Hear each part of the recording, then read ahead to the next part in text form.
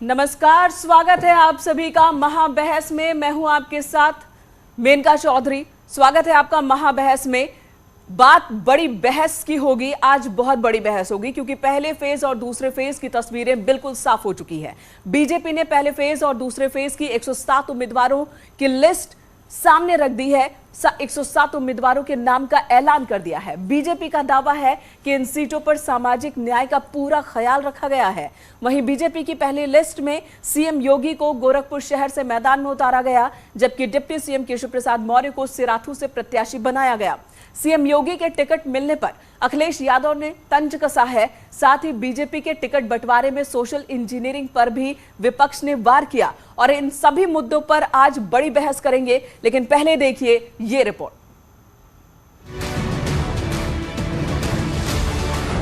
BJP की पहली list, Gorakhpur में योगी हिट।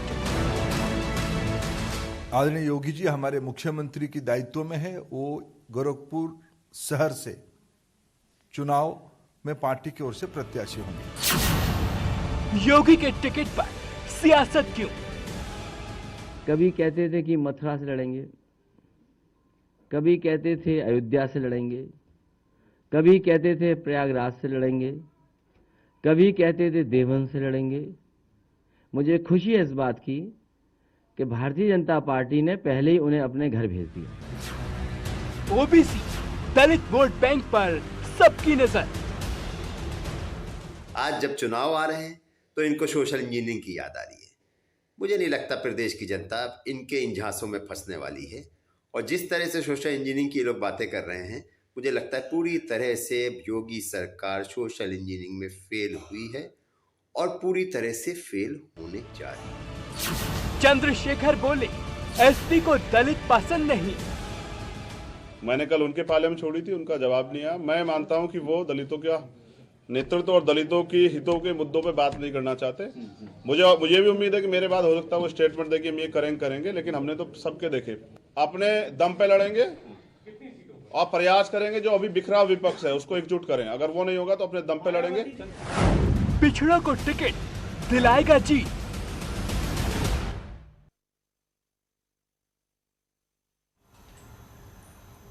तो क्या पिछड़ों को टिकट दिलाएगा जीत? आज के हमारे सवाल क्या है वो एक नजर डाल लेते हैं।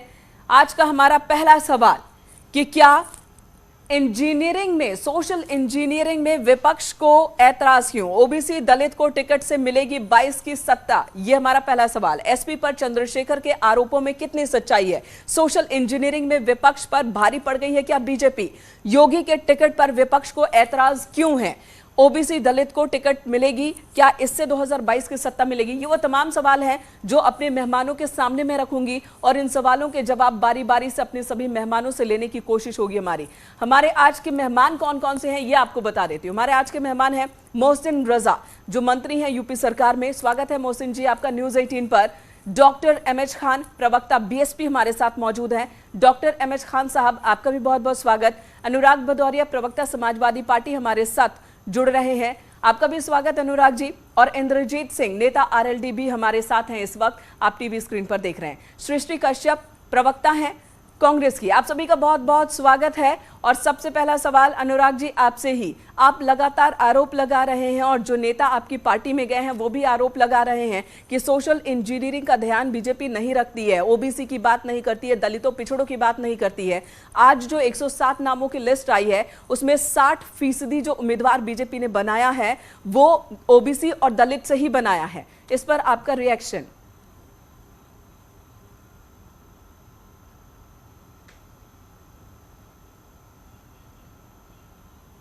5 सालों में इन्होंने जनता का ही ध्यान नहीं रखा। उत्तर प्रदेश की जनता को दर्द ही दर्द देते चले गए और दर्द देते टाइम इतना निष्ठुर और कठोर हो गए थे कि शब्दों का भी ध्यान नहीं रखा। जब ऑक्सीजन से यहाँ पे लोगों की मौतें हो रही थी तो उनके मुख्यमंत्री जी कह रहे थे कि ऑक्सीजन की कमी की कोई बात करेगा या हॉस्पिटल में बेड की कोई कमी की बात करेगा तो उस पर एनएसए लगा देंगे, उसकी कुड़की कर लेंगे। बताओ ये शब्द होते हैं क्या? तकलीफ में जब आदमी होता है तो उसको इस तरह के शब्दों का आप इस तरह के शब्द देंगे, उन पे आप एनएसए लगाएंगे? किसानों को किसने रौंदा? यहाँ पे लगातार किसानों को रौंदने का काम किसने किया? 700 किसानों की मौतें हुई, और लखीमपुर में जो रौंदने वाले पिताश्री को आपने गृह राज्य मंत्री बना दिया। और किसानों के लिए हमने बोला जब समाजवादी पार्टी की सरकार आएगी तो जो किसान रौंदे गए, जिनकी मौतें हुई हैं, उनके परिवार वालों को 25 लाख से आर्थिक मदद करेंगे। क्या ये सरकार करने को तैयार है? किसान को खालिस्तानी पाकिस्तानी चोर डकैत बताने वाले लोग क्या किसानों की मदद करेंगे? महिलाओं के साथ क्या हुआ? चीरहरण, सरेआम महिलाओं के साथ चीरहरण हुआ। हथरस की बेटी के साथ क्या हुआ?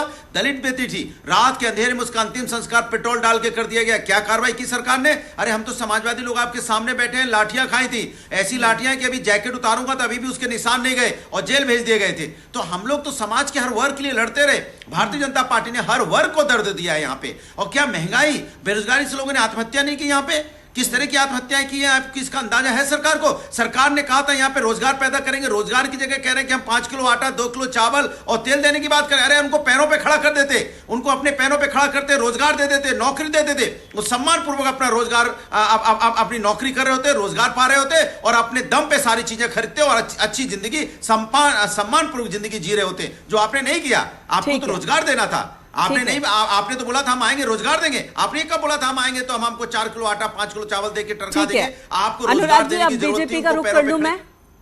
बीजेपी का रुख कर लूं मैं? लिए डिग्री घूमता रहा, जब डिग्री लेके आपके दरवाजे गया तो आपने लाठियों से स्वागत किया, उनका सर फोड़ दिया। क्या युवा भूल जाएगा ये? आपने महिलाओं को दर्द दिया, युवाओं को दर्द दिया, किसानों को दर्द दिया। किसको छोड़ा आपने दर्द देने से? दर्द ही दर्द दिया है। और उत्तर प्रदेश की जनता 2022 का भी चुनाव होने जा रहा है। 10 मार्च को दर्द का बदला आपको देखने को मिलेगा। 10 मार्च को दर्द का बदला देखने को मिलेगा और बीजेपी की सरकार रहेगी नहीं, अनुराग भदौरिया कह रहे हैं। मोहसिन रजा साहब, आपके पास आती हूं, आपसे रिएक्शन लूंगी अनुराग भदौरिया के आरोपों पर। उससे पहले जन्मदिन की आपको बधाई। आज आपका जन्मदिन है, ये मुझे अभी अभी पता चला। Thank you. अब मोहसिन रजा साहब, अनुराग भदौरिया ने कहा कि जो जुल्म हुए हैं दलितों पर, पिछड़ों पर, समाज के जो शोषण हुआ है लोगों पर, तो आपका ये जो सोशल इंजीनियरिंग है ना, जो 107 लोगों की लिस्ट में देखने को मिल रहा है कि 107 में 44 ओबीसी, 20 एससी, ये काम नहीं आने वाला।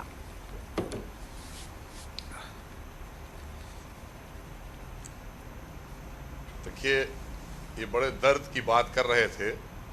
आज जिस तरह से समाजवादी पार्टी अपना दुखड़ा रो रही है, चुनाव आ गए हैं इसलिए रो रही है, और भारतीय जनता पार्टी सबका साथ, सबका विकास और सबका विश्वास आज जो बढ़ा है पूरे देश के अंदर, वो सबने देखा है। और जहां तक बात की जाए कि ये पिछड़ों की, ओबीसी की बात करते हैं, तो आज भारतीय जनता पार्टी ने देश को विश्व स्तर का, जो विश्व में जिसकी लोकप्रियता विश्व में बढ़ी है, वैसा प्रधानमंत्री दिया है ओबीसी से। आज बैकवर्ड से प्रधानमंत्री आदरणीय मोदी जी हैं, तो हमसे क्या ये बात करेंगे? 27 मंत्री पिछड़ी जातियों से, ओबीसी, बैकवर्ड, दलित समाज से देश का गौरव बढ़ा रहे हैं आदरणीय मोदी जी के साथ में, उनके मंत्रालय में। उत्तर प्रदेश में आदरणीय योगी जी के नेतृत्व की सरकार में 23 मंत्री ओबीसी, पिछड़े समाज से, बैकवर्ड, शोषित, वंचित, उनको उत्तर प्रदेश का गौरव बढ़ाने के लिए, उनको उत्तर प्रदेश में अपनी योग्यता के अनुसार उनको दिया है स्थान। इसलिए ये जो बात करते हैं भारतीय जनता पार्टी, गांव, गरीब, किसान, इनके हितों की पार्टी है, महिला सम्मान के हितों की। 1 मिनट बात हो जाना दीजिए, 1 मिनट बात हो जाना दीजिए।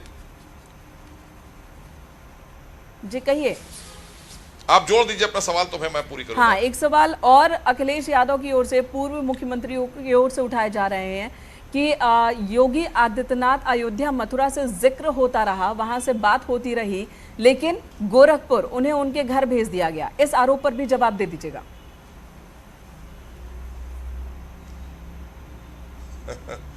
उत्तर प्रदेश पूरा हमारा घर है और उत्तर प्रदेश की 24 करोड़ जनता हमारा परिवार है। अखिलेश यादव जी, आप तो पिछड़ों की और दलितों की और इनकी सबकी बातें ओबीसी की करते हैं, लेकिन जाति विशेष को ही फायदा आपने पहुंचाया है। सारा लाभ भी इनका जब सत्ता में आप थे तो एक ही जाति को पहुंचा देती थी समाजवादी पार्टी।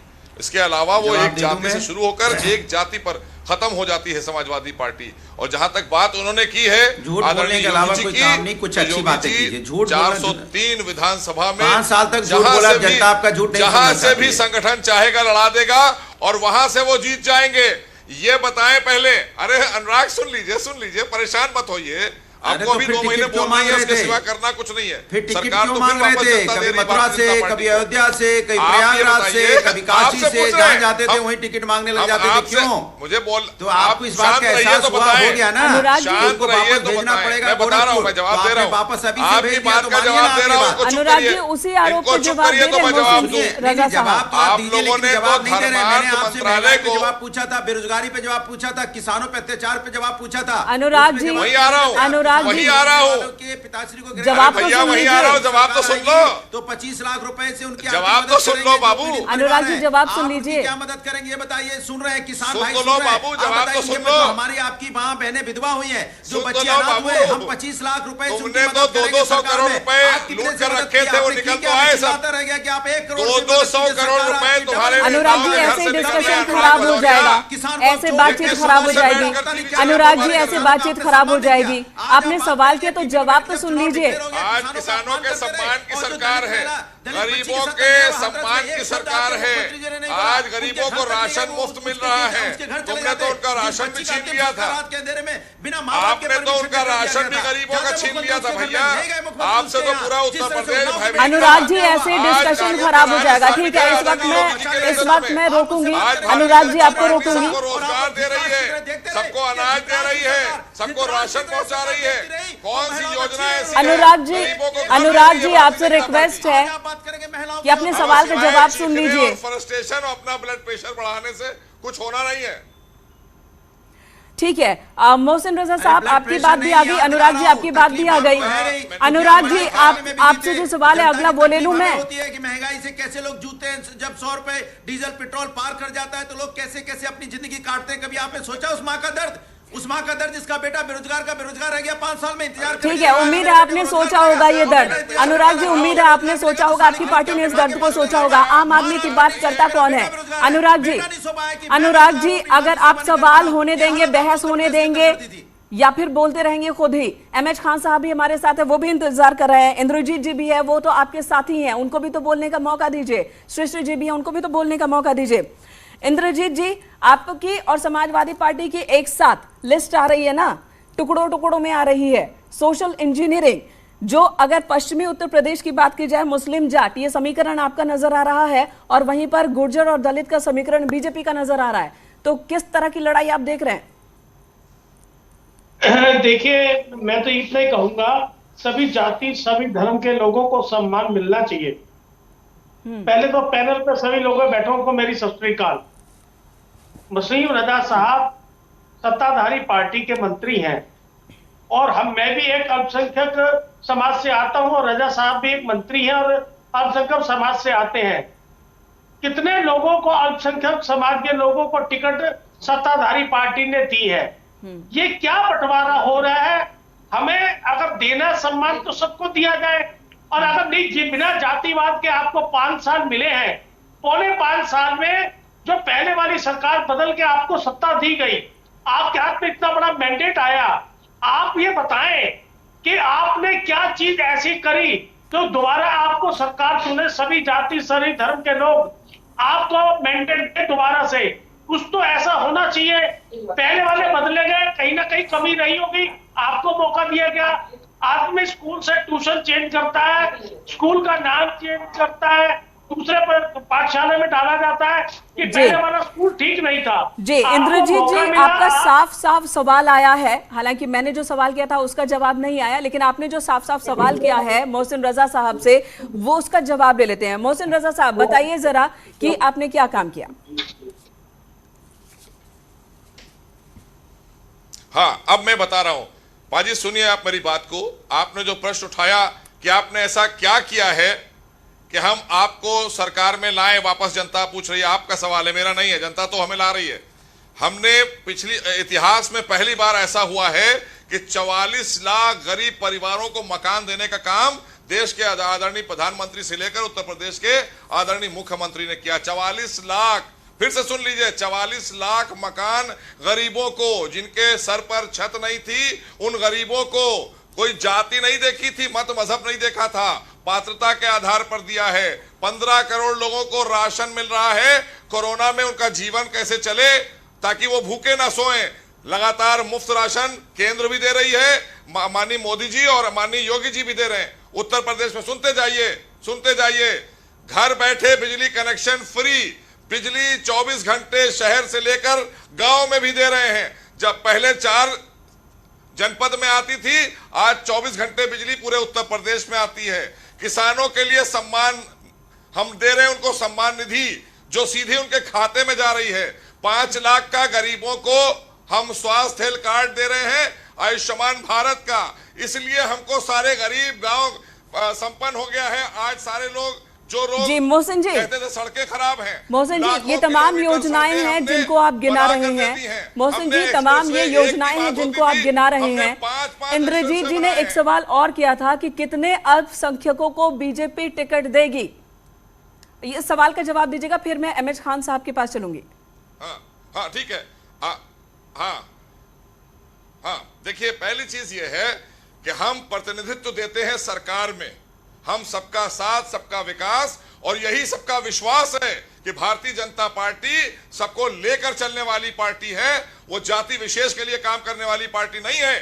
जिस तरह से एक जाति को फायदा पहुंचाने के लिए समाजवादी पार्टी ढोंग रचाती है, हम ओबीसी, बैकवर्ड और दलित और सबकी बात करती है, बाद में फायदा सिर्फ एक ही जाति को पहुंचता है। वहां जब सरकार उनकी बनी है और उनका शोषण किया गया, गरीबों की, दलितों की बस्ती लूटी गई समाजवादी पार्टी की सरकार में, क्या बात करेंगे? और यही टिकट देंगे, यही 80 टिकट मुसलमानों को देंगे, फिर 100 टिकट कांग्रेस देगी, फिर सारे अब 400 मुसलमानों को टिकट आप दे देंगे, तो हम काहे के लिए, किस बात के लिए टिकट दे देंगे? हम प्रतिनिधित्व देते हैं, हम आपकी तरह टॉफी नहीं बांटते हैं, हम नेतृत्व। इंद्रजीत जी कुछ रिएक्ट कर रहे हैं, उसके बाद में चलूंगी एमएस खान साहब के पास। इंद्रजीत जी जल्दी से बोलिएगा। देखिए रजा साहब पूरी बात करी, मैं बीच में नहीं बोला, और मेरा हाथ जोड़ के निवेदन है, मैं जो बात कह रहा हूँ तो बीच में 2 मिनट के लिए ना बोले। मैं ये कह रहा हूँ रजा साहब से, जब मैंने क्वेश्चन करा था उस क्वेश्चन को, अल्पसंख्यक वाले क्वेश्चन को टाल गए। एक बात, आपने राशन फ्री दिया, आटा दाल दे दिया, वो बनेगा कहाँ? उसके लिए चूल्हा कहाँ से आएगा? 900 रुपए का चूल्हा खरीदने के लिए गरीब के पास पैसा कहाँ से आएगा? आपने गैस सिलेंडर दिया भैया, फ्री गैस से कनेक्शन दिए हैं। आप लोग समाजवादी पार्टी से पूछिए, जो बिजली के कनेक्शन में 5-5 हजार रुपए रिश्वत लेते थे, एक कनेक्शन में 5 हजार रुपए रिश्वत गरीब से ली जाती थी। ठीक है, अब मैं एमएच खान साहब के पास चलूंगी। उम्मीद है कि आप लोग सब्र से सुनेंगे। ठीक है, एमएच खान साहब,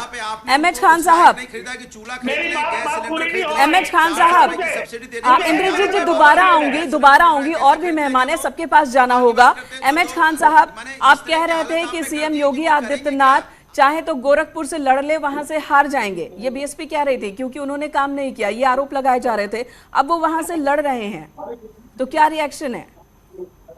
नहीं, ये हम कब कह रहे थे कि हाँ गोरखपुर से लड़ रहे हैं और मथुरा से लड़ रहे हैं और अयोध्या से लड़ रहे हैं और कहाँ से लड़ रहे हैं? ये तो भारतीय जनता पार्टी कह रही थी ना कि यहाँ से लड़ेंगे, वहां से लड़ेंगे, वहां से लड़ेंगे, सब जगह घुमा फिरा के गोरखपुर ले आए। देखिए ये अपनी पार्टी का मामला है, जो भी पार्टी जिसको जहां से चाहे टिकट दे, हम उस पर नहीं जाते।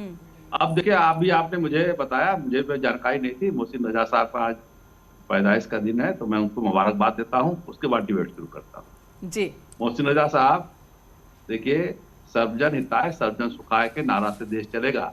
संविधान के अनुसार, जो संविधान कहता है, जो आइन कहता है, उसके अनुसार देश चलेगा। ये नहीं कि तुष्टिकरण के हिसाब से चलेगा। राम अब मुसलमान हिंदू रहीम, ये नहीं चलेगा। आप सबको साथ लेके चलने की बात कर रहे थे, लेकिन सबको साथ लेके चले नहीं आप देखिए, चाहे जितना चीज गिनवा लीजिए, उसके बाद आपकी महंगाई चरम सीमा पर है। आपने थार जीप से किसानों को कुचला है, ये पूरा हिंदुस्तान देखा है, हिंदुस्तान का पूरा वर्ल्ड देखा है कि हाँ किस तरह से कुचला गया। 700 किसानों ने शहादत दी है। पेट्रोल का दाम और डीजल का दाम आसमान छू रहा है। गरीब 2 रोटी खाने को मोहताज हो रहा है। आप कह रहे राशन पहुंचा रहे हैं, किस चीज में बनाएंगे भाई? 1100 रुपए का, 10,000 रुपए का आपने गैस का कनेक्शन कर दिया। कनेक्शन ही अब दूसरा बार भरा नहीं पा रहा कोई गरीब आदमी, सब फेंके पड़े हैं, फिर लकड़ी में आ गए, वो धुआं चल रहा है। सवाल इस बात का है, आपने लड़कियों की सुरक्षा के बारे में क्या कहा? आपने हाथरस की बेटी के बारे में क्या कहा? आपने फाफा मऊ में जो दलित समाज की बेटी थी, नाबालिग बेटी थी, उसको रेप किया गया, उसके बाद उसके पूरे घर में कुल्हाड़ी से काट दिया गया।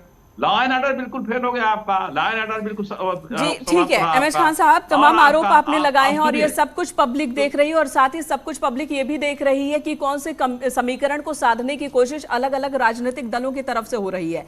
कांग्रेस का रुख कर लूंगी, सृष्टि जी हमारे साथ मौजूद है। सृष्टि जी ये बताइएगा, कांग्रेस का अब बताइए, सोशल इंजीनियरिंग की बात हो रही है, कांग्रेस इसमें कहां पर फिट है? आपने महिलाओं के भरोसे चुनाव में उतरने का ऐलान कर दिया, लेकिन प्रियंका मौर्य जो आपकी पोस्ट गर्ल और वो ओबीसी से हैं, उन्होंने गंभीर आरोप लगा दिए कांग्रेस पर।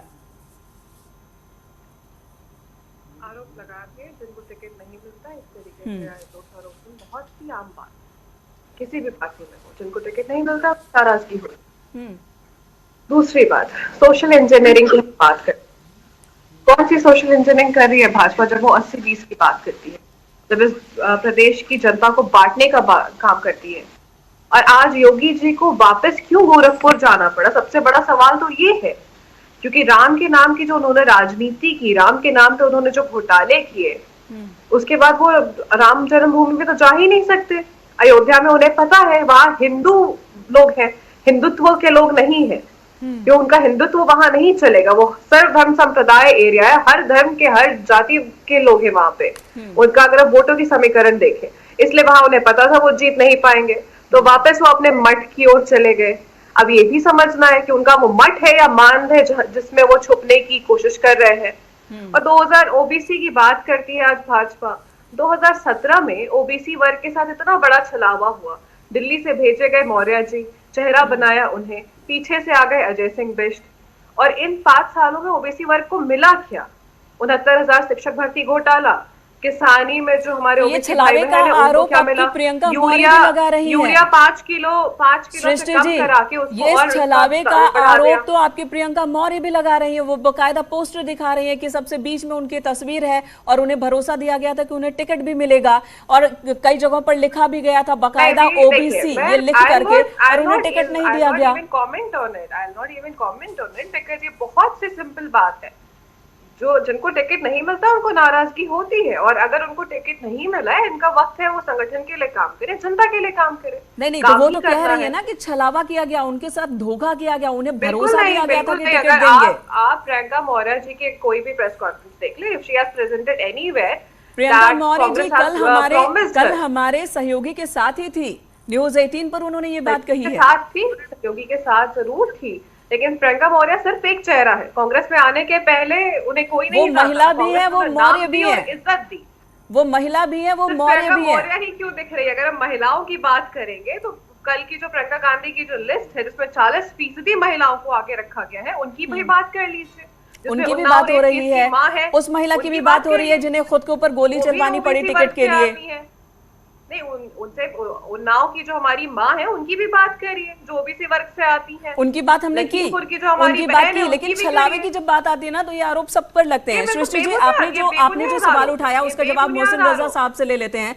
मोहसिन रजा जी, आपने सुना कि आप लोगों ने सिर्फ छलावा किया है, काम कुछ नहीं किया है, और मौर्य के नाम पर, ओबीसी के नाम पर आप जीत कर आते हैं, लेकिन मलाई खाने के लिए किसी और को बुला लेते हैं।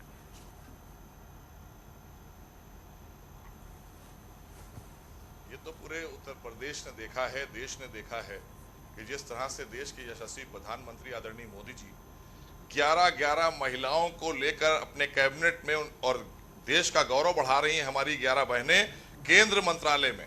ये तो कांग्रेस को जवाब है कि वो जो महिलाओं की बात आज करने निकली है, अरे हम कांग्रेस की क्या बात करें, अभी हमें जवाब अभी बसपा का भी देना है, लेकिन कांग्रेस का हमारी बहन का जवाब मैं दे दूं कि बहन, आपको मैं बताना चाहता हूं कि आपकी पार्टी, जिस पार्टी से आप हैं, उस पार्टी ने 60 वर्षों तक, बल्कि 70 वर्षों तक देश के लोगों को शौच करने के लिए सड़क पे बिठाला है। ना उन्होंने बहनों की इज्जत समझी, ना आदमियों की इज्जत समझी। तो क्या विकास की बात करें हम कांग्रेस से, क्या उम्मीद करें हम कांग्रेस से, जिसने 60-67 वर्षों तक शौचालय एक नहीं दिया। आप एक शौचालय नहीं दे पाई, आपने पूरे देश को सड़क पर मजबूर कर दिया शौच करने के लिए। अब इससे बड़ा दुर्भाग्य और क्या हो सकता है। अब आ जाइए, दूसरी तरफ आ जाइए। अब बहुजन समाज पार्टी, अब आपने बहनों की बात की तो मैंने बता दिया आपको, आज उत्तर प्रदेश में आदरणीय योगी सरकार में कानून का राज स्थापित है। सृष्टि जी, ये बहुत अनफेयर है। रजा साहब, एक सेकंड के लिए आपको रोकूंगी। तरीके से बलात्कार हुआ, वहां आप नहीं जा रही हैं। आपकी ही एक महिला ने अपने पैर पर गोली मरवा ली और आपके कार्यकर्ताओं ने गोली मारी सिर्फ टिकट लेने के लिए। हद हो गई भाई। आप सोचिए तो कि कौन सी राजनीति करना चाहती है कांग्रेस। अरे आप बताइए ना, अरे आप बताइए, आप हाथरस की बेटी के साथ खड़े थे क्या? तब तो आपके मुख्यमंत्री आपकी ठीक है, यहाँ जवाब दे रहे मोहसिन रजा साहब, सवालों के तीर हर तरफ से उसका सामना कर रहे हैं। मोहसिन रजा साहब, आपके पास आती हूँ। अनुराग भदौरिया से अगला सवाल है मेरा। अनुराग भदौरिया से अगला सवाल है मेरा। अनुराग भदौरिया से अगला सवाल है मेरा। अनुराग जी, अनुराग जी, तब भी आप धृतराष्ट्र बन गए थे। अनुराग जी, आपसे सवाल ले लूं मैं, क्योंकि आप सभी का सवाल, सबका जवाब मोहसिन रजा साहब दे रहे हैं। अब एक सवाल अनुराग भदौरिया से मेरा है, और वो सवाल ये है, सवाल सुन लीजिए। एक बार हम सवाल पूछ लीजिएगा, मुझे बस एक जवाब देना है। सृष्टि, मैं आऊंगी आपके पास। सृष्टि जी, मैं आऊंगी आपके पास, सृष्टि जी, बारी-बारी से सबकी बात कर लेते हैं, बारी-बारी से। अनुराग भदौरिया, लगातार हो रहा है कि सोशल इंजीनियरिंग, गरीबों की बात, जमीर की बात, सम्मान की बात, दलितों की बात हो रही है। चंद्रशेखर आजाद, 2 दिन पहले भी मैंने ये सवाल किया था कि आखिर चंद्रशेखर आजाद को लखनऊ में भटकना क्यों पड़ा। आज उन्होंने खुद प्रेस कॉन्फ्रेंस की और उसके बाद अपना दर्द बयां किया। उन्होंने कहा कि पूर्व मुख्यमंत्री अखिलेश यादव, समाजवादी पार्टी के राष्ट्रीय अध्यक्ष अखिलेश यादव, उन्हें दलित हित पसंद नहीं है। दलितों का वोट तो चाहिए, लेकिन दलित नेता नहीं चाहिए। गंभीर आरोप लगाए उन्होंने।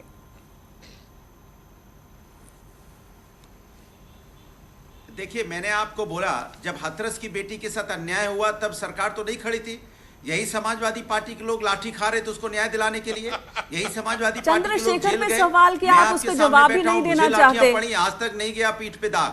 तो भदौरिया जी, चंद्रशेखर पर सवाल पूछा, आप जवाब ही नहीं देना चाहते। पिछली बार भी कट लिए थे, इस बार भी आप नहीं बोलना चाहते। मेरा जवाब नहीं सुनना चाह रही है। चंद्रशेखर आजाद ने सीधे जो आरोप लगाए हैं उसका जवाब आपके पास है या नहीं है? चंद्रशेखर आजाद ने सीधे सवाल उठाए, उसका जवाब है कि नहीं? आरोप कोई आरोप लगाता रहता। अरे आप बोल रहे, चंद्रशेखर आजाद कोई है आपके लिए? चंद्रशेखर आजाद कोई है आपके लिए? पार्टियां हैं, उनकी अपनी पार्टी है समाजवादी। अरे बोलने दीजिए मुझे, मत टोकिए बीच में। अरे चुप रहिए ना, थोड़ा बोलने दीजिए। आप जानते हैं सबका अपना दल है, सबकी अपनी एक रणनीति होती है। समाजवादी पार्टी की अपनी रणनीति है, उनकी अपनी रणनीति है। सवाल ये नहीं है, सवाल बड़ा ये है कि 5 साल से भारतीय जनता पार्टी की सरकार थी, आज दलित के घर में इनको खाना खाने के लिए जाना पड़ता है। यही लोग जो दलित के यहाँ जाते थे, इनके मंत्री मोहसिन रजा जी जानते हैं इनके। चलिए इसी बहाने आपको हम आपके जन्मदिन की बधाई दे दें। आपके लोग जाते थे तो 5 स्टार होटल का खाना बनाते थे, उनकी खाट पे बैठना पसंद नहीं करते थे। अगर घोड़े पे चढ़ जाते थे तो मूछे नोच लेते थे इनकी सरकार में। आज और जिस तरह हाथरस की बेटी के साथ अन्याय हुआ, आज आपको जाके उनके घर में खाना खाना पड़ रहा है, फोटो खिंचाने के लिए, वीडियो बनाने के लिए। अरे हम लोग तो दलितों के खाना क्या, उनके साथ ही उठते बैठते हैं सुबह से लेकर शाम तक। चंद्रशेखर आजाद भटकते रह गए। चंद्रशेखर आजाद भटकते रह गए। 1 महीना 3 दिन वो खुद कह रहे हैं कि वो भटकते रह गए पीठ में दर्द लेकर अखिलेश यादव से मिलने के लिए। मुलाकात का वक्त नहीं मिला, सम्मान करने वाले लोग हैं। मुलाकात का वक्त नहीं मिला। क्या उनका सम्मान नहीं है? क्या उनका सम्मान नहीं है, या वो दलितों के नेता नहीं है? चलिए ठीक है, सृष्टि जी आप कुछ कहना चाह रही हैं? इन्हें कोई इस तरह के लोग पसंद नहीं है समाजवादी पार्टी को। आती हूँ मोहसिन रजा साहब आपके पास। सृष्टि जी कुछ कहना चाहती हैं, बोलिए। जब महिला सशक्तिकरण की बात होती है तो भाजपा बड़ी बेशर्मी से महिलाओं को एक शौचालय तक सीमित कर देती है। कांग्रेस ने इस देश की महिलाओं को पहली प्रधानमंत्री बनाया। प्राइम मिनिस्टर हो या प्रेसिडेंट हो या लोकसभा स्पीकर हो या उत्तर प्रदेश की मुख्यमंत्री हो, हमेशा से महिला सशक्तिकरण का काम किया। और ये आज कैबिनेट में 2-4 लोग दिखा देंगे दंडयाले करे, हमने तो बड़ा सशक्तिकरण कर दिया। आपकी वही महिला सशक्तिकरण है जो आज महंगाई पे बोलती नहीं है। सुल्ली और बुल्ली आप जब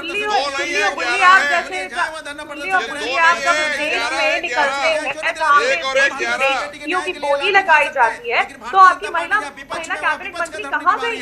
सत्ता पक्ष में सत्ता पक्ष का धर्म नहीं निभा रही है, तो आप कौन सा धर्म निभा रहे हो? सत्ता पक्ष में भी फेल हो, विपक्ष में भी फेल हो। अनुराग जी, देश की बेटियों की बोली लगाई गई ऑनलाइन, तब आपकी महिला मंत्री क्यों खामोश थी? तब देश की महिला गृहिणियां जो थी, उनके घरों में गैस सिलेंडर 1100 रुपए, क्यों खामोश है आपकी मंत्री? हाथरस जैसा कांड होता है, उन्नाव जैसा कांड होता है, क्यों खामोश रहती है? कैसी महिला मंत्री है वो? मुझे तो उनके महिला होने पे शर्म आती है। आज महिलाओं के मोहसिन रजा साहब जवाब दीजिए, मोहसिन रजा साहब जवाब दीजिए। अलवर चली जाइए, राहुल गांधी जी अमेठी छोड़ गए हैं, राहुल गांधी जी अमेठी छोड़ गए, कुछ दिन के बाद प्रियंका वाड्रा जी उत्तर प्रदेश छोड़ देंगी 11 तारीख के बाद, 11 मार्च के बाद। नहीं तो वो सवाल भी तो है ना सृष्टि, अगर आपको हाथरस नजर आता है तो अलवर भी तो नजर आना ही चाहिए। अलवर में प्रियंका गांधी जी का संबोधन सुना आपने? उनका जो वक्तव्य था, क्या आपने सुना? क्या आपने उसको अपने टीवी चैनल पे दिखाया? विपक्ष में भारतीय जनता पार्टी है, क्यों नहीं धरना प्रदर्शन करती अलवर है? में जाइए, अलवर जाइए, अलवर क्यों नहीं जा रही है? सरकार यहाँ तो सुरक्षा है उत्तर प्रदेश में आज महिलाओं को, आज उत्तर प्रदेश में महिलाओं को सुरक्षा है, सम्मान है, इसलिए बार बार आ रही है प्रियंका वाड्रा जी। खाइए आप भी, उत्तर प्रदेश में उत्तर प्रदेश में महिलाओं का सम्मान है, मंत्री भी नहीं जा रहे, आज कानून का राज है। ठीक है, उत्तर प्रदेश में समाजवादी पार्टी की ठीक है, पहुंचिए, मंत्री हैं आप, ठीक है, मंत्रियों का महिला न्याय के लिए नहीं जा रहे, यहाँ पे गाल बजा रहे हैं बैठ के, और ना बनेगी। अनुराग जी, अनुराग जी, अरे जाइए, अगला सवाल आपसे लूंगी, उससे पहले एमएच खान साहब के पास जाऊंगी। ये गाल मत बजाइए, जाइए, किसने रोका आपको? हो गया एमएच खान साहब, सोशल इंजीनियरिंग और साथ ही साथ बीजेपी ये कह रही है कि योगी आदित्यनाथ जो कि मुख्यमंत्री हैं विधानसभा चुनाव में उतर रहे हैं, एक नई परिपाटी की शुरुआत हो रही है। उत्तर प्रदेश में मुख्यमंत्री चाहे वो मायावती रही हो या फिर अखिलेश यादव रहे हो, कभी भी विधानसभा चुनाव फेस नहीं किया। समाजवादी पार्टी से आज एक प्रवक्ता से मेरी बात हो रही थी थोड़ी देर पहले, अजीज खान साहब, तो वो कह रहे थे कि विधानसभा चुनाव छोटा चुनाव है और वो बड़ा चुनाव लड़ते हैं अखिलेश जी। और मायावती को लेकर बीएसपी के एक प्रवक्ता ने कहा कि मायावती राष्ट्रीय नेता है, वो एक विधानसभा चुनाव लड़ेंगी क्या? इस पर आप जवाब दीजिए। नहीं बहन जी, विधानसभा का भी चुनाव लड़ी है, विधान परिषद का भी चुनाव लड़ी है, 4-4 बार पार्लियामेंट में भी रही है, राज्यसभा में भी रही है। ये कहना तो गलत है कि बहन जी नहीं चुनाव लड़ती है। इस बार लड़ेंगी? क्यों अनाउंस किया गया कि नहीं लड़ेंगी? आप सुनिए, बात तो देखिए, हमको एक तो मौका दे दिया बोलने का पूरा। नहीं, आपको आपके पास इसलिए आई हूं मैं। काउंटर कर रही है, काउंटर पे काउंटर कर रही है, पूरी बात कह रहा हूँ ना जी। सुन लीजिए, बहुजन समाज पार्टी के नेता हमारी बहन कुमारी मायावती जी राष्ट्रीय अध्यक्ष हैं। हम पंजाब में भी चुनाव लड़ रहे हैं, हम उत्तराखंड में भी चुनाव लड़ रहे हैं, हम हरियाणा में भी चुनाव लड़ते हैं, हम महाराष्ट्र में भी चुनाव लड़ते हैं। तो हमारी पार्टी की जो मुखिया है वो राष्ट्रीय अध्यक्ष है। अब सब जगह उनको चुनाव देखना है, तो चुनाव लड़ने अगर एक जगह बैठ जाएंगे तो चुनाव कैसे और जगह होगा? सवाल इस बात का है कि पूरे देश में हमको चुनाव लड़ना है, तो चुनाव राष्ट्रीय अध्यक्ष को कोई मतलब नहीं है इस तरह का लड़ने का। जब समाजवादी पार्टी की बात आप कर रही हो, जब भारतीय जनता पार्टी की बात कर रही हो आप, तो क्या योगी आदित्यनाथ जी चुनाव लड़के आए थे, मुख्यमंत्री बने थे? आप मिसाल की बात कर रही हो। आप दो उप मंत्री थे, दोनों एमएलसी बन के आ गए, क्यों नहीं चुनाव लड़े ये लोग? मिसाल क्यों नहीं कायम किया? शुरू में योगी आदित्यनाथ जी को बाई इलेक्शन लड़ाना चाहिए था कि नहीं? दिनेश शर्मा को लड़ाना चाहिए था कि नहीं? मौर्य जी को लड़ाना चाहिए था कि नहीं? ये सवाल तो आप नहीं पूछ पा रही हो।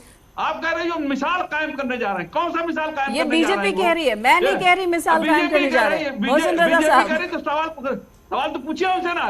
ठीक है, आपका सवाल मैं पूछ लेती हूँ। मोहसिन रजा साहब, पहले तो नहीं लड़े थे, अब क्यों लड़ रहे वो? क्यों नहीं लड़े? पूछ लिया मैंने आपका सवाल। मोहसिन रजा साहब, देखिए, ये सब इनकी सबकी घबराहट देखिए, और मैं तो एमएच खान साहब की बड़ी इज्जत करता हूं, हमारे भाई हैं। मैं बताना चाहता हूं कि एमएच खान साहब, वो अरशद राणा, मैंने देखिए बार बार कहा, फिर यहाँ पे एतराज करेंगे कि नहीं ऐसा नहीं होता है।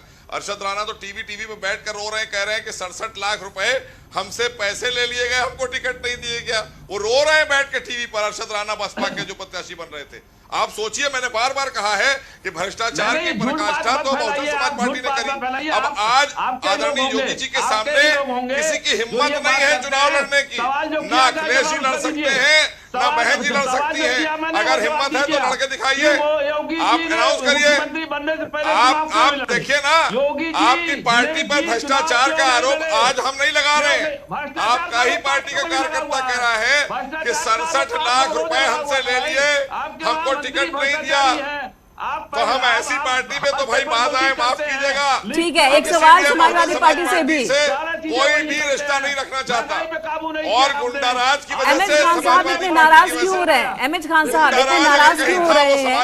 कल एफआईआर भी दर्ज कराई उन्होंने, अरशद राणा जी ने कल एफआईआर भी दर्ज कराई है और बकायदा वो पश्चिम प्रभारी जो हैं बीएसपी के, उनका नाम लेकर एफआईआर दर्ज कराया उन्होंने।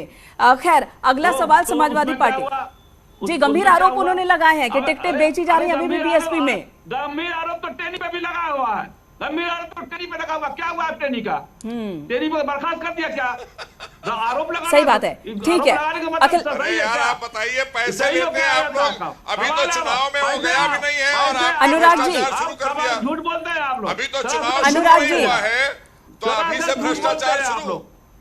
अनुराग जी आपके पास आऊं? हमारे वहाँ भ्रष्टाचार नहीं होता है। ठीक है, एमएच खान साहब एक आखिरी सवाल अनुराग जी से भी लेने दीजिए। एमएच खान साहब आपके पास आऊंगी। अनुराग भदौरिया, एक सवाल है बीजेपी का कि क्या अखिलेश यादव चुनाव लड़ेंगे और नहीं तो क्यों? विधानसभा चुनाव क्यों नहीं लड़ते, वो क्यों नहीं लड़ सकते? और दूसरा है कि अभी तक आरएलडी और समाजवादी पार्टी की सूची ही नहीं आई, टुकड़ों टुकड़ों में आ रही है और टुकड़ों टुकड़ों में भी आई तो अभी तक 40 से ऊपर सीट गई ही नहीं। अनुराग भदौरिया जी से नहीं, वो चिंता करने की भारतीय जनता पार्टी को। देखिए, भारतीय जनता पार्टी को अब चिंता क्या है? भारतीय जनता पार्टी को चिंता है कि समाजवादी की सूची क्यों नहीं आ रही। सोचिए, आपको चिंता करनी चाहिए थी कि कैसे हम समाज के अंदर में समाज में विकास की राजनीति करें, तो आपको हमारी सूची की चिंता पड़ी, इसीलिए तो हारेंगे। ये सवाल मेरा है आपसे कि अभी तक लिस्ट क्यों नहीं आई? क्या इंतजार कर रहे हैं कि दूसरों की लिस्ट आ जाए फिर रणनीति बनाएंगे, या फिर अभी भी गठबंधन? सवाल आपका है तो आपका जायज नहीं है ना। अरे सुन तो, सवाल भी जायज नहीं है। अरे आप सुन तो लीजिए, ये सवाल आपका है तो मैं आपको बता दे, जवाब दे रहा हूँ। सवाल आपका ही गलत ही है। हर पार्टी की अपनी रणनीति होती है, रणनीति के हिसाब से काम करती है। आपको बता दें कि हमारी रणनीति क्या है। हाँ। ये तो नहीं बताई जा सकती ना, हर पार्टी का अपना तरीका होता है। अब ये तरीका तो आपको नहीं बताया जाएगा कि तरीका क्या है जिसके हिसाब से आप सवाल पूछे। भाई ये अपना तरीका होता है, अपनी रणनीति होती है। हाँ। तो ये अपने हिसाब से लिस्ट आएगी, ये लोग अपना लड़ेंगे, तो सबको पता है। अच्छा, आज इसमें परेशानी क्या बात है? आप कुछ नहीं खोज पाए तो आप यही बुराई खोज पाए कि लिस्ट नहीं आई अभी तक। अनुराग जी, आज पूर्व मुख्यमंत्री अखिलेश यादव ने एक लाइन कही कि बीजेपी अपने विधायकों के टिकट काट रही है, लेकिन ध्यान से काटे क्योंकि और विधायकों को हम लेंगे नहीं, उनके बागी नेताओं को लेंगे नहीं। ये संदेश बीजेपी के लिए था या अपने पार्टी के उन कार्यकर्ताओं के लिए, नेताओं के लिए था जिनकी धड़कनें बढ़ी हुई थी कि और आ गए तो हमारा क्या होगा? देखिए, भारतीय जनता पार्टी इस समय भारतीय जनता पार्टी के टिकट पे कोई लड़ना नहीं चाहता। सब परेशान है। भारतीय जनता पार्टी बुला रही है, आओ भैया टिकट लो, आओ भैया टिकट लो। सब कह रहे नहीं भैया हमको नहीं चाहिए, क्योंकि भारतीय जनता पार्टी लोग जान गए हैं कि भारतीय जनता पार्टी में जाओगे तो माला। रोकूंगी आपको, माफ कीजिएगा, आप सभी को रोक रही हूँ, हमारे साथ बने रहिएगा। चंद्रशेखर रावण हमारे साथ जुड़ चुके हैं, आजाद पार्टी के नेता। चंद्रशेखर जी, स्वागत आपका न्यूज 18 पर। क्या हुआ? बात बनते बनते बिगड़ गई। महीनों से ये बात चल रही थी, आप लगातार अपने लोगों को समझा रहे थे कि समाजवादी पार्टी के साथ मिलकर बड़ी लड़ाई लड़ेंगे और बड़ी आवाज बुलंद करेंगे, फिर बात कहां बिगड़ गई? मुझे आपकी आवाज आने में थोड़ी सी दिक्कत है। आप मेरे सवाल सुन पा रहे हैं? नहीं, बहुत कम आवाज आ रही है बहन आपकी। मैं दोबारा से अपने सवाल रखती हूं कि बात बिगड़ कहां गई? समाजवादी पार्टी से किस मुद्दे पर अलग हो गए, राहें मिलते मिलते जुदा हो गए? क्या आप आवाज बढ़ाएंगे? थोड़ी सी आवाज कम है। बिल्कुल, मैं कोशिश कर रही हूं। आपको आवाज मिले तो बताइएगा। मेरा सवाल यह है कि समाजवादी पार्टी के साथ जो बातचीत हो रही थी, वो बातचीत कहां नाकाम हो गई? क्या आप सुन पा रहे हैं? चलिए, दोबारा आने की कोशिश करेंगे। चंद्रशेखर आजाद हमारे साथ जुड़े हैं, उनसे दोबारा बात करने की कोशिश करेंगे। अनुराग भदौरिया हमारे साथ मौजूद हैं। अनुराग जी, आपको आवाज मिल रही मेरी? अरे मुझे तो पूरी आवाज आ रही है। हम बीजेपी की तरह नहीं है ना। वो चंद्रशेखर आजाद भी बीजेपी नहीं है। चंद्रशेखर आजाद भी बीजेपी नहीं है। नहीं, मैं बीजेपी की बात कर रहा हूँ, मोहसिन रजा साहब की बात कर रहा हूँ। फिर आप जबरदस्ती जोड़ने लग गए। को नहीं आ रही थी ना, मोहसिन रजा साहब को तो आ ही रही आवाज। चलिए ठीक है, ये चर्चा बातचीत आगे भी ये चर्चा बातचीत जारी रहेगी। बहुत बहुत धन्यवाद आप सभी का। इस वक्त हमारे साथ बहस में शामिल होने के लिए वक्त नहीं है, और लेकिन चुनावी मौसम है, जाहिर सी बात है कि ये मुद्दे आगे भी आते रहेंगे, चर्चा बहस आगे भी चलती रहेगी। यहाँ रुकेंगे एक ब्रेक के लिए, खबरों का सिलसिला जारी है।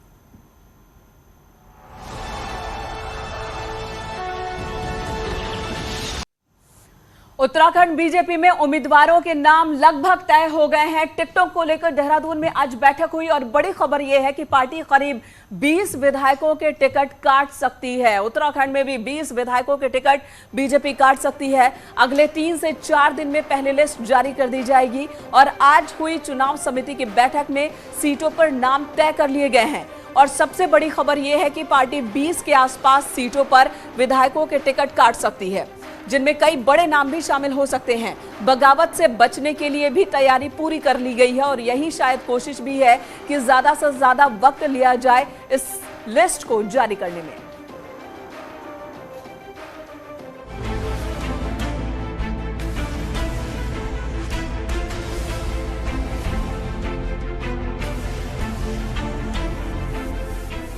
प्रदेश बीजेपी ऑफिस में पहले कोर ग्रुप की बैठक हुई और फिर चुनाव समिति की बैठक में सीएम धामी, प्रदेश अध्यक्ष मदन कौशिक समेत सभी बड़े नेता शामिल हुए और हर सीट पर 3 नाम तय किए गए, जिन्हें लेकर पार्टी नेता रविवार को दिल्ली जाएंगे। अब मीटिंग का सबसे बड़ा मैसेज टिकट काटने को लेकर रहा। कमजोर परफॉर्मेंस वाले 20 विधायकों के टिकट बीजेपी काट सकती है। इसे लेकर कुछ विधायकों को साफ संदेश भी दे दिया गया है। नाम तय है, बस दिल्ली से ऐलान होना बाकी है। यहाँ पर चर्चा हो गई है और चर्चा होने के बाद अब केंद्रीय संसदीय बोर्ड को जाएंगे। सभी नाम जो है लगभग हम लोगों के यहाँ पर आ गए हैं और अंतिम निर्णय जो है केंद्रीय संसदीय बोर्ड करेगा। सर्वसम्मति से लास्ट में सब पे चर्चा होने के बाद जो केंद्र को पैनल भेजा जाएगा और पैनल बनाने का अधिकार प्रदेश अध्यक्ष और मुख्यमंत्री और संगठन मंत्री को दिया गया है। वो सब पैनल बना के हम लोग कल केंद्रीय नेतृत्व से डिस्कशन करेंगे। टिकट बंटने और कटने को लेकर पार्टी की तैयारी पूरी है। बगावत की कंडीशन में सांसदों को जिम्मा सौंपा गया है। अपने संसदीय क्षेत्र में बगावत रोकने की जिम्मेदारी सांसद की होगी और उनकी मदद के लिए संगठन के पदाधिकारी भी होंगे। कोई हमारे यहाँ असंतोष नहीं है लोगों को, बिकॉज यहाँ पे गुटबंदी नहीं है कि इस गुट का था इसलिए कट गया, उस गुट का था इसलिए कट गया। यहाँ सब भारतीय जनता पार्टी के कार्यकर्ता हैं। जो सम्मान एक कार्यकर्ता को मिलता है वही सम्मान यहाँ मुख्यमंत्री को मिलता है। बीजेपी में टिकटों को लेकर जबरदस्त माथापच्ची हुई। अब टिकट बंटने से पहले जिस तरह से डैमेज कंट्रोल किया जा रहा है, उससे तय है कि बड़े पैमाने पर बड़े नेताओं के भी टिकट इस बार साफ हो सकते हैं। देहरादून से न्यूज़ 18 के लिए सुनील प्रभात की रिपोर्ट।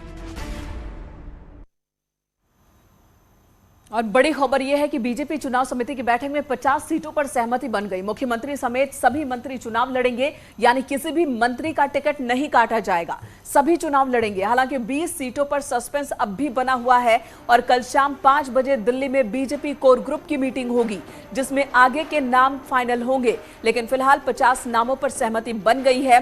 कल दिल्ली की बैठक में राष्ट्रीय संगठन महामंत्री बीएल संतोष, जेपी नड्डा, सीएम धामी, मदन कौशिक के साथ अमित शाह भी इस मीटिंग में शामिल हो सकते हैं। और अब बात कांग्रेस की करें तो दिल्ली में कांग्रेस इलेक्शन कमेटी की बैठक चल रही है, जिसमें सोनिया गांधी के साथ ही कांग्रेस नेताओं की बैठक है। बैठक में हरीश रावत, प्रीतम सिंह, गणेश गोदियाल मौजूद हैं। माना यह जा रहा है कि आज रात या फिर कल सुबह तक कांग्रेस की पहली लिस्ट जारी हो सकती है।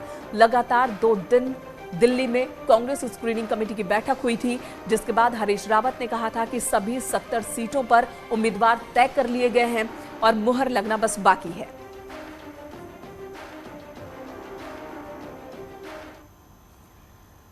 और इन सबके बीच किशोर उपाध्याय के बाद अब महिला कांग्रेस की प्रदेश अध्यक्ष सरिता आर्या की बीजेपी में ज्वाइनिंग पर पेंच फंस गया। यही वजह है कि देर रात बीजेपी नेताओं से मिलने के बाद सुबह सुबह अचानक सरिता आर्या कांग्रेस दफ्तर पहुंच गई।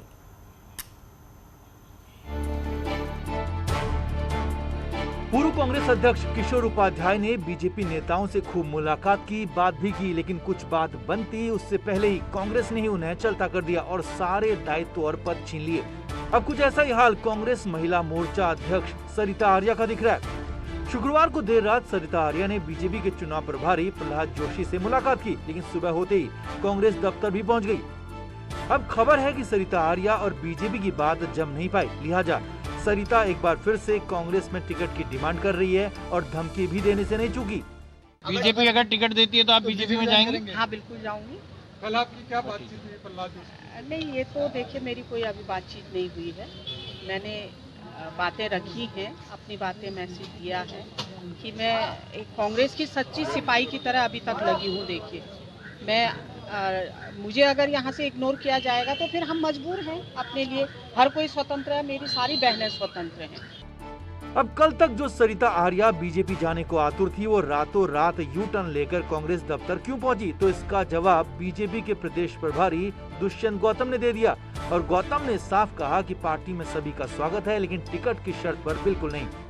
जो हमारी आस्था, विचारधारा, सोच के अनुरूप होगा और बिना टिकट कंडीशन के कोई भी आता हो, उसके लिए द्वार खुला हुआ है, हमारा स्वागत है सबका। हमारा असल में सरिता आर्य नैनीताल से टिकट चाहती हैं। कांग्रेस से टिकट इसलिए मुश्किल है क्योंकि संजीव आर्य की पार्टी में वापसी हो चुकी है, जबकि बीजेपी में भी टिकट इसलिए मुश्किल दिख रहा है क्योंकि हेम आर्य पहले ही टिकट की शर्त पर कांग्रेस छोड़कर बीजेपी ज्वाइन कर चुके हैं।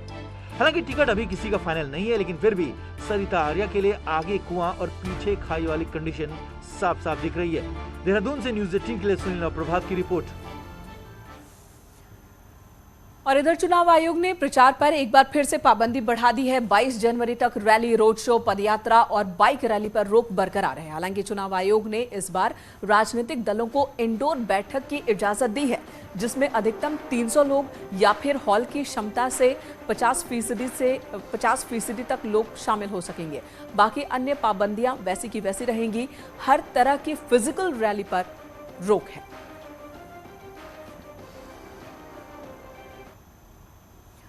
बीजेपी और कांग्रेस में टिकटों के ऐलान का इंतजार हो रहा है और उसके बाद उम्मीदवार प्रचार के काम में जुटेंगे। लेकिन कोरोना के बढ़ते आंकड़ों की वजह से किसी की टेंशन बढ़ी है तो किसी को जनता पर यकीन है, क्योंकि न रैली हो पा रही है और न जनसभा।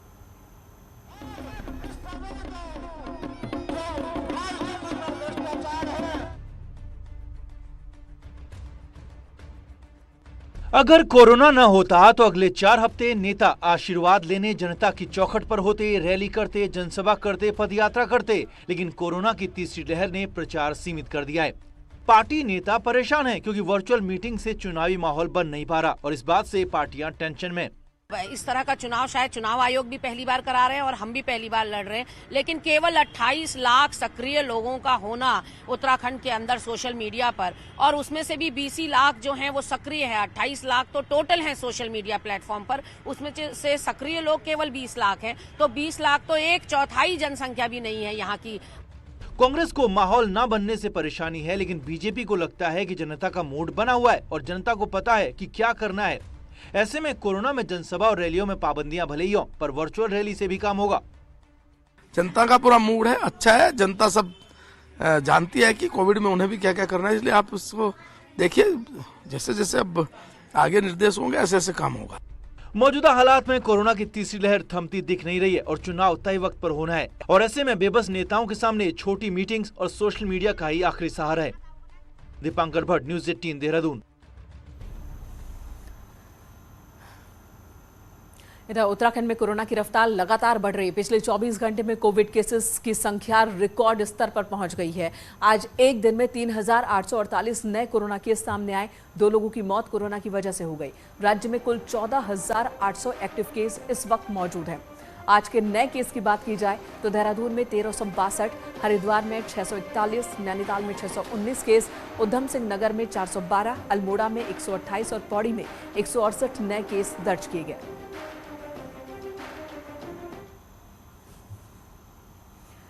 और मुख्यमंत्री पुष्कर सिंह धामी की सीट खटीमा से आम आदमी पार्टी ने एसएस कलेर को टिकट दिया है और अब कलेर ने बड़ी जीत का दावा किया है। कलेर आम आदमी पार्टी के पूर्व अध्यक्ष हैं और उनका कहना है कि खटीमा के स्थानीय मुद्दों पर वो सीएम को घेरेंगे, क्योंकि खटीमा में कोई काम हुआ ही नहीं। कलेर ने अपनी बड़ी जीत का दावा किया है। जो उनकी सेवा करने के लिए मेरे को मौका मिला, मैं अपने आप को भाग्यशाली मानता हूँ। मैं चाहता हूँ आने वाले समय में यहाँ की जनता के अच्छे काम हो, और जिस तरीके से यहाँ के मुख्यमंत्री जी ने 1500 घोषणा करी है और शासनादेश 100 भी नहीं लागू हो पाया इनसे, और इन चीज़ों के लिए जनता जिस तरह से घबरा हो रही थी, आम आदमी पार्टी की सरकार आएगी तो ऐसा कहीं झूठा कोई वादा नहीं करा जाएगा। उम्मीदवारों की कांग्रेस की लिस्ट अभी फाइनल नहीं हुई है, लेकिन इंदिरा हृदय के निधन के बाद हल्द्वानी से कांग्रेस के कई दावेदार खड़े हो गए हैं। बेटे सुमित को मां इंदिरा के नाम पर उम्मीद है कि उन्हें टिकट मिल जाए। ऐसी आस है कि वो अपना टिकट फाइनल मानकर चल रहे हैं और जीत को लेकर भी आश्वस्त हैं।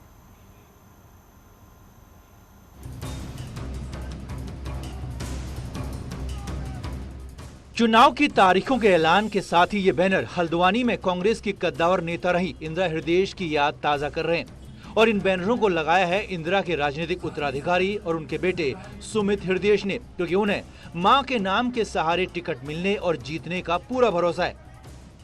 अगर ये गलतफहमी में हो कि ये इंदिरा जी का चुनाव नहीं है तो उसे गलतफहमी कतई मिनटों में नहीं सेकंडों में दूर कर देनी चाहिए। हल्द्वानी की जनता को आज जितनी उनकी याद आ रही है, उनके कार्यों की याद आ रही है और उनका ही कोई ऐसा उनको रूप में एक ऐसे व्यक्ति को देखना चाह रही है जो उनके पद चिन्हों पे चल के हल्द्वानी क्षेत्र का विकास का जो उन्होंने परिचय दिया तो उस विकास को आगे बढ़ा के ले जाए। इंदिरा हृदय के निधन के बाद ये पहला चुनाव है, इसीलिए भले ही इंदिरा इस दुनिया में नहीं, लेकिन उनके बेटे को उम्मीद है कि मां का बड़ा नाम और काम उनका बेड़ा पार कर देगा। हालांकि बीजेपी का दावा है कि जनता इस बार इमोशंस पर नहीं बल्कि मुद्दों पर वोट करेगी। जनता मुद्दों पर वोटिंग करने लगी है। वो समय चलेगा जब कांग्रेस क्षेत्रवाद, धर्मवाद, अनेक प्रकारों से वोट लिया करती थी। अब वो समय नहीं रहा। अब जनता मुद्दों पर बात करती है। आज उत्तराखंड मोदी जी के साथ है। आज उत्तराखंड युवा मुख्यमंत्री पुष्कर धामी जी के साथ है। कहते हैं सियासतदान की कभी मौत नहीं होती और यही कहावत इंदिरा हृदय पर भी लागू हो रही है।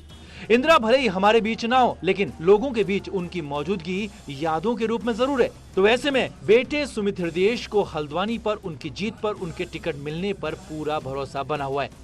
हल्द्वानी से न्यूज़ 18 के लिए शैलेंद्र नेगी की रिपोर्ट।